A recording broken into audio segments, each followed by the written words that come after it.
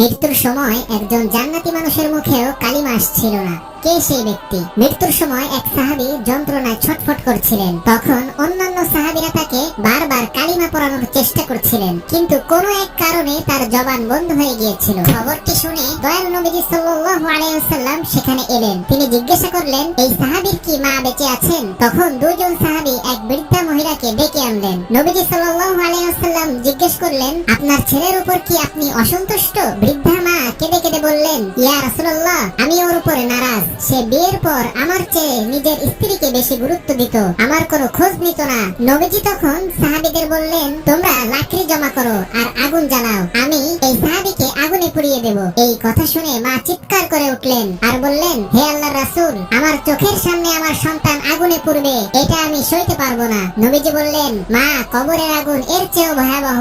আপনি যদি মাফ না করেন তবে আল্লাহ তাকে মাফ করবেন না। মায়ের মন গলে গেল। তিনি হাত তুলে বললেন, আমি আল্লাহকে সাক্ষী রেখে বলছি, আমার ছেলেকে মাফ করে দিলাম। ঠিক সাথে সাথেই ঘর থেকে আওয়াজ এলো, তার ছেলে উচ্চস্বরে কালিমা পাঠ করলেন, লা ইলাহা ইল্লাল্লাহু মুহাম্মাদুর রাসূলুল্লাহ সাল্লাল্লাহু আলাইহি ওয়াসাল্লাম। আর এভাবেই তিনি শান্তিতে মৃত্যুবরণ করলেন। সুবহানাল্লাহ।